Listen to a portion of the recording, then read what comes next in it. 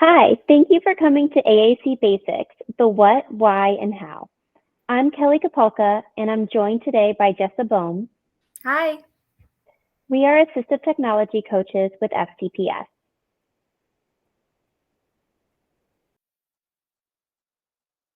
Our objectives for today are to define vocabulary related to AAC, identify different types of AAC and why we use them, to identify implementation strategies you can use at home, and to discuss some common myths we hear related to AAC. There are a lot of terms and acronyms you may hear when talking about AAC. Throughout this presentation, we will aim to define those terms and familiarize you with vocabulary you might be hearing when discussing communication supports for your students. So first of all, what is AAC? AAC stands for Augmentative and Alternative Communication, or all the ways that someone communicates besides talking. Augmentative communication supplements someone's speech, while alternative communication is used instead of speech. There are a lot of different supports that fall under this category. When you hear the term AAC system, we are referring to all of the tools a particular individual uses. Here are some examples of what AAC can look like. On this page, you will see sign language, gestures, texting, a voice output device, and picture symbols. AAC can take many forms. These are some of the components that can make up an AAC system. Next, we will break these examples down into AAC categories. Up first, we have no-tech, or unaided communication, which requires no additional tools or technology. Examples include facial expressions, body postures, head nods or shakes, reaching or pointing, gestures, signs, and partner-assisted scanning. It's important to recognize all forms of communication, no matter how big or small. Here we have some examples of light tech. This includes picture boards, choice cards, tactile boards, fringe or choice boards, low-tech backups, and communication binders. Things that rely on batteries or chargers to operate are not always reliable, so it is important to have some light tech options in place and available. There are a lot of creative things you can do with light tech options to keep communication fun. Some pros to using light tech options are they are economical, they are flexible, you can make them fit to your specific needs, they can be very portable so you can easily take them anywhere, they are customizable and can include individual specific vocabulary needs, they are easily replaceable, and they can be made to fit a variety of accessibility needs. Some cons being there is no voice output, you can't save and store vocabulary, they might be hard to carry depending on how many you would need or the size of what you are using, and the vocabulary is limited because providing expansive vocabulary in a light tech format would be cumbersome. Next, we have our mid-tech options. These are pre-recorded voice output devices, are battery operated, and have a static display, which means it uses fixed pictures attached to a physical surface.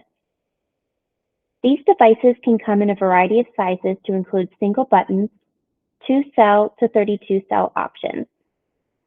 These are great options to support physical access, recording phrases for participating or repeated activities, creating individualized vocabulary such as science words for a specific unit, or story characters to go along with the read aloud. Mid-tech is a great option to use for pre-recorded phrases for greeting others, telling jokes, using repetitive lines, asking questions, gaining attention, and participating in activities. Since you do all the programming, they are completely customizable in terms of vocabulary and symbols being used. But these customizations do take more time up front.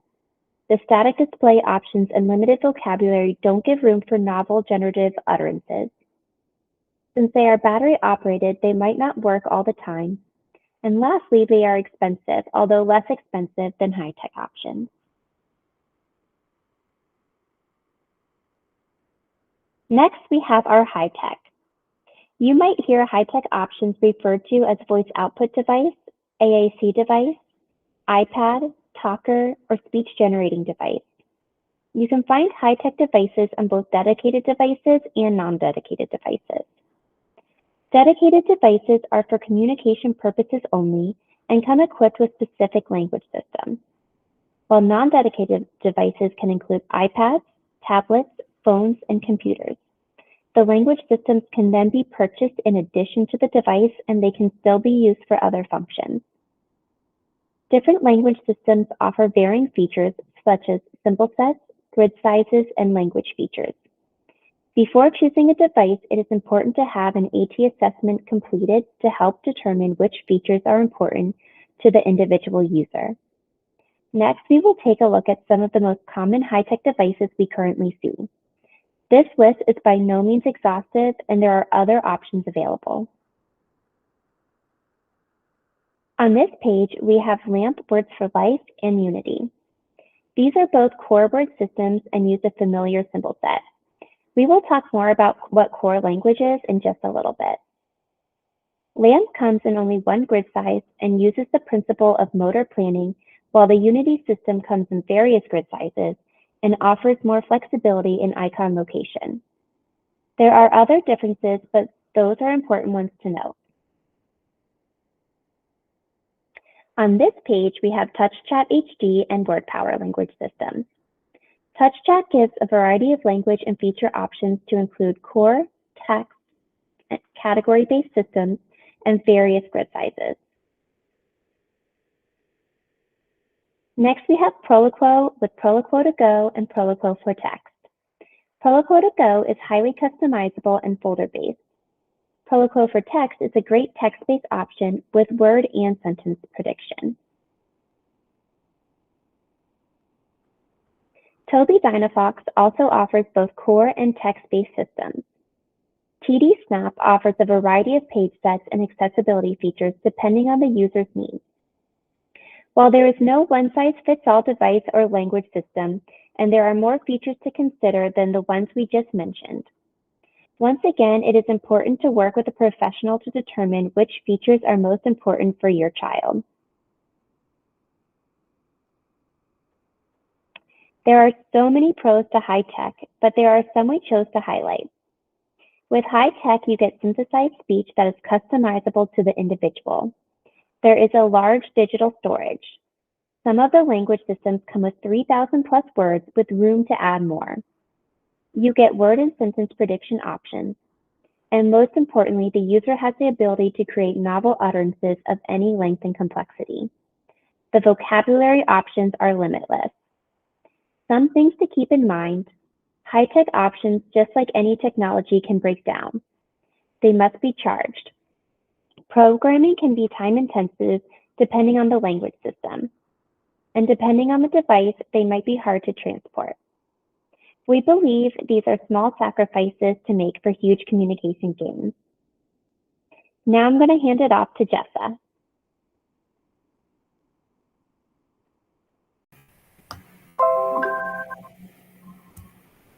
Thanks, Kelly. So one of the most important parts of determining an appropriate AAC system for a student is considering their access method. Some students are going to be able to use their hands to direct select to activate their AAC device.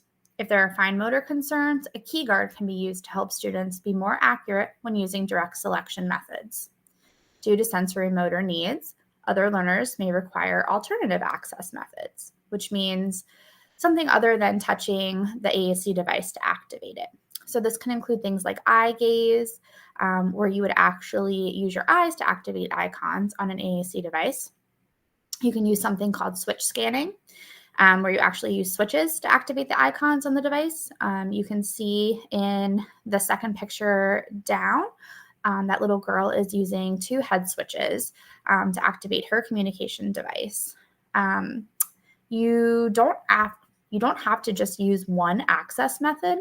A combination of access methods can be used to best meet your child's unique needs. So now let's talk about what vocabulary you're going to find on an AAC system. Vocabulary is very important when it comes to AAC, as these are the words the AAC user is going to have access to. So vocabulary can be broken down into two categories. You have fringe words and core words. Fringe words consist of mostly nouns. They are situation specific. They're used mostly for requesting, and they can typically be represented with concrete images. They make up about 20% of the words that we say. And we all have our own personal fringe vocabulary. So words that are important to us, that is only part of our vocabulary. Next, we have core words. So core words are going to occur more frequently, and they make up about 80% of the words that we say throughout the day. They are harder to represent with images, and they consist of verbs, prepositions, adjectives, pronouns, etc. So let's take a look at the picture that we have here. This is of an elephant at the zoo. So some fringe words that come to mind can include zoo, elephant, ice cream, which is one of my favorites. That would be a personal fringe word for me. And then we have core words such as go, see, eat, and like.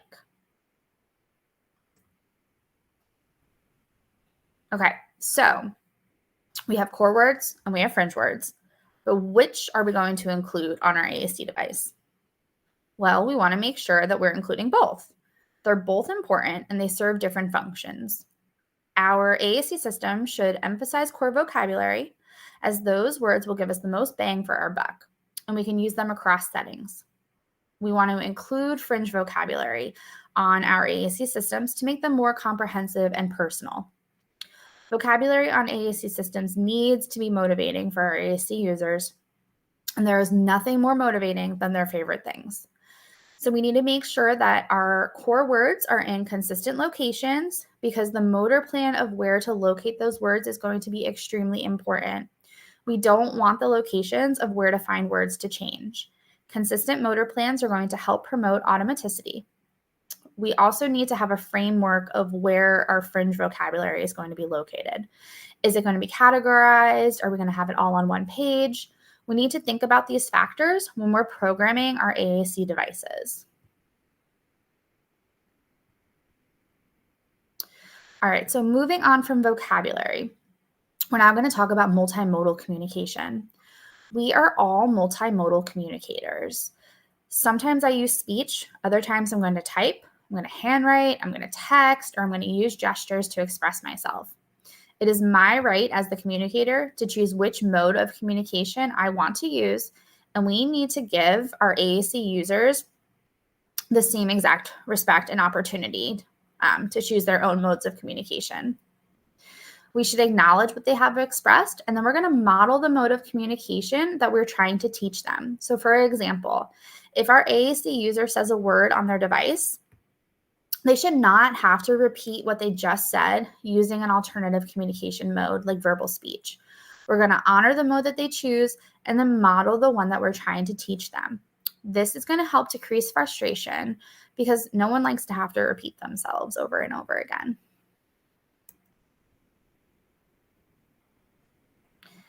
So not only do we have multiple modes to communicate, we also communicate for a variety of different language functions.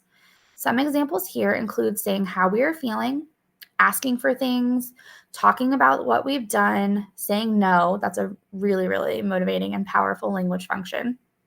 Sharing what we see, and discussing things that we like, things that we want to talk about. It's easy to get stuck in that requesting phase of communication, because that's typically where we start when we're introducing AAC, but there's so much more to authentic communication. We want to encourage making connections with others through the use of communication, and that is going to happen when we model various language functions for our AAC users.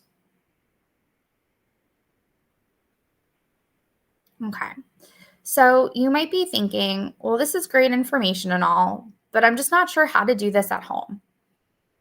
You want to support your AAC user and their learning of language in all environments, but you're not quite sure where to start. So luckily, There are amazing resources out there that are going to break down the information and show examples of how to incorporate AAC at home. Speech Without Limits, which is the top one here, is an awesome YouTube channel that illustrates how to use AAC during everyday routines. It's really important to not get overwhelmed with AAC and keep it simple to start. So we're going to watch this quick video about the top 3 tips for using AAC at home. Hi everyone, my name is Liv and I'm a speech-language pathologist at the Down Syndrome Resource Foundation. And today I'm going to be giving you my top 3 tips for using augmentative and alternative communication, or AAC, at home. We often hear from parents that they don't use AAC at home because they know what their child is saying. Parents definitely know their child best, there's no doubt. But we can't assume that they don't have more to say.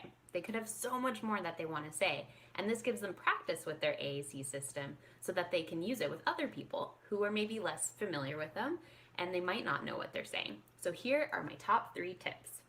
My first tip is to always have it available. So where is your AAC device? Is it ready to use so that your AAC user can communicate quickly and easily? It's important to give your AAC user access to their system at all times. So this means that it's charged, within reach, or is always in the same place, especially if your AAC user doesn't access their system independently yet. My second tip is to model, model, model. As we know, children learn how to speak by hearing their parents and the other people around them speak all the time. It's the same with AAC users. They also need to see what it looks like to communicate with an AAC system in their interactions with people. We can't just expect them to learn their AAC device without being shown how to use it. So how do we do this? By pointing to words when you talk with your AAC user. This is called aided language stimulation. You don't need to model every single word you say. Instead, model the most important words. Do this at or slightly above your AAC user's language level. So if they're primarily using gestures or single words to communicate, or are perhaps new to AAC, model single words. And if they are using, a couple words, maybe model 2 to 3 word combinations. A dog. Oh, wow. Yeah. I see the dog too. Oh, yeah. What else do you see? We could say, I see. I see. Go to groups. Good job. Nature. Nice. I see Bush. A bush. Yeah, I see a big bush too. I know. I don't know where it goes either. Put it over here or over here. Yeah! Good job. Only about 1,000 more pieces. Oh, she is singing. She is singing.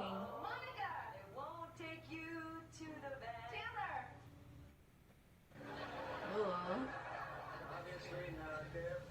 This song is bad.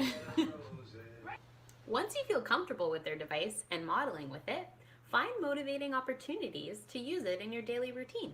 Creating more opportunities means your AAC user will learn to use their device faster. Not to mention, this could help them generalize these skills, learning to use their device in different activities and with different people. What should we have for dinner tonight? I I want to eat. to eat. We eat. Are you feeling sushi? KFC? Taco Bell. Taco Bell. Good choice. Hey, Zach, what should we do today? I want. We could go to play. I want to play. I want to play. Oh, guitar. We could go to groups. Music. Okay. Oh, here. Guitar. Nice. I want to play guitar. Awesome. Let's do it. I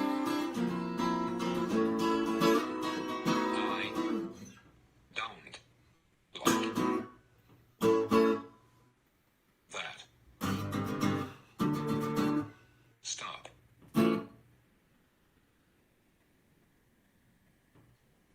Please. Thanks again for taking the time to learn about how you can support communication at home. Bye for now. So that's just a great video to kind of show some different examples of how you can support communication at home. We're just going to go back over. So number one, you're going to make sure that the communication device is available. We're going to keep the device charged and readily available around the house. We can make low tech backups for different rooms of the house if needed. Model, model, model. It's such an important concept that it's up there 3 times. So when we model using the AAC device, we're teaching our AAC users how to use their device and helping them learn vocabulary and language along the way. So we want to use the AAC device during daily routines that are motivating to our student as well. It's easier to remember to use it if it's already incorporated into something that you do every day, like mealtime, book reading, or a favorite play activity. And the last tip, I added this extra one, is to just have fun with it. Remember, communication is about connection, and an AAC device is a tool that can help facilitate communication to make connections with others.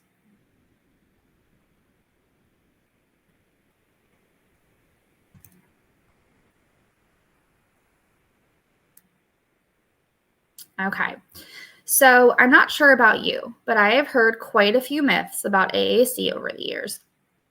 And what we wanted to do in this section is to just bust some of those common AAC myths for you.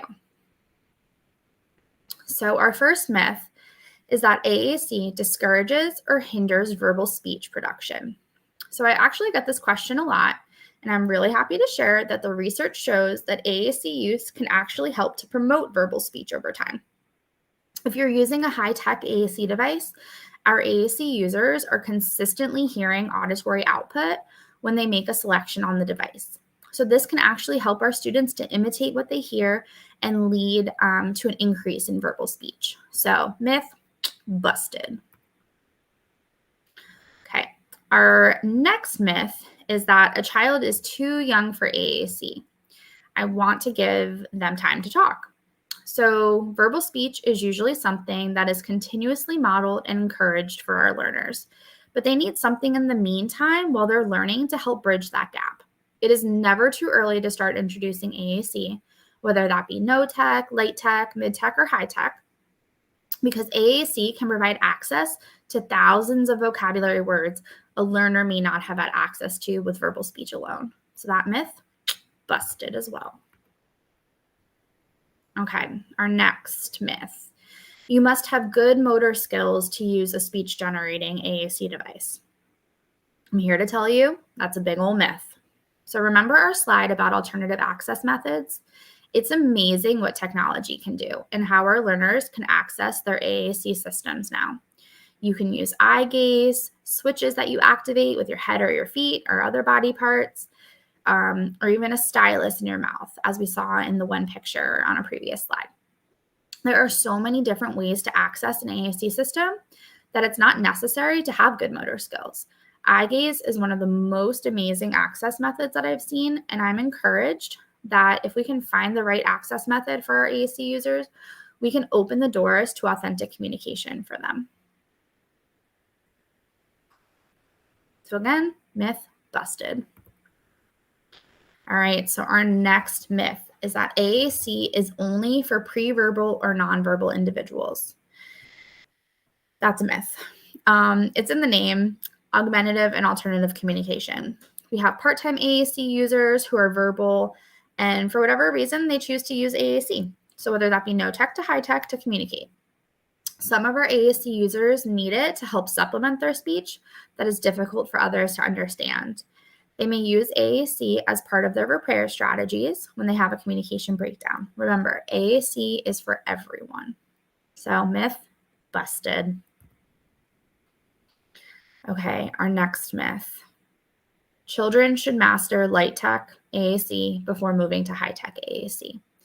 So this is actually a pretty old school way of thinking about AAC.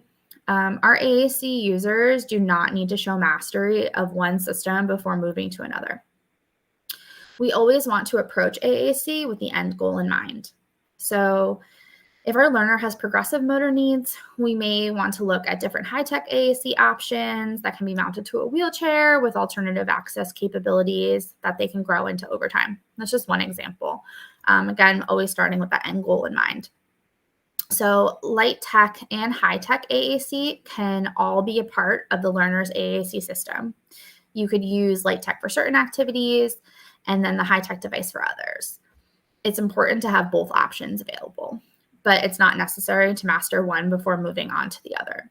A robust communication system that includes core and fringe vocabulary and a keyboard is the only way a learner is going to develop true autonomous communication.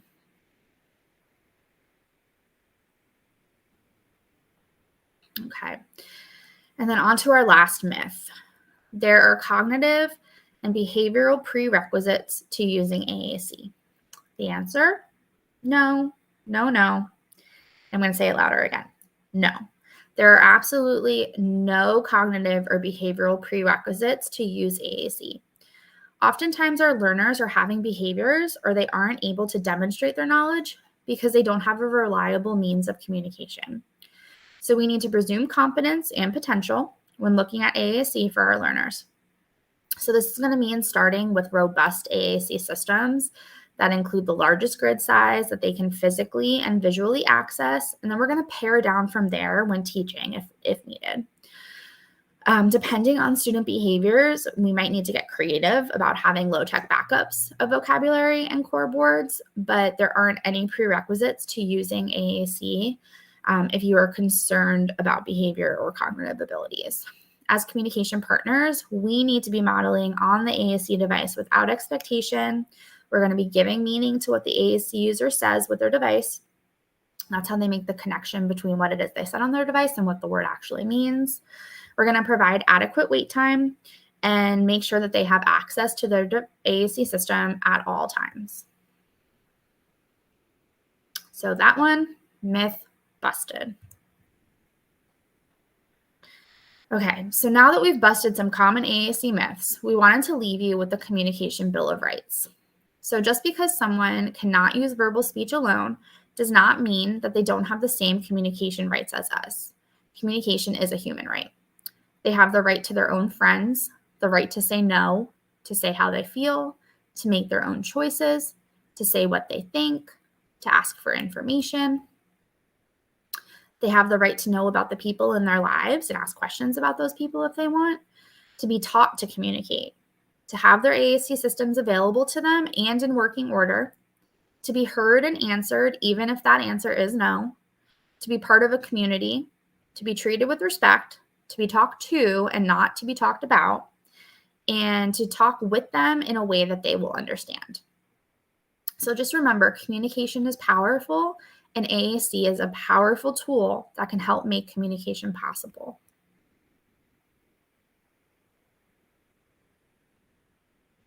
So thank you so much for joining Kelly and I today to talk about AAC Basics, the what, why, and how.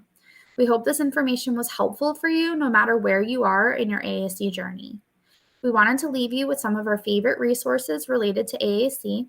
These companies and websites have great information, activities, and they do often offer free trainings for AAC. So definitely check them out.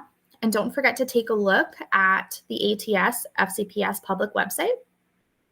Our augmentative and alternative communication section dives a little more into what we talked about today. So thank you again and enjoy the rest of your day.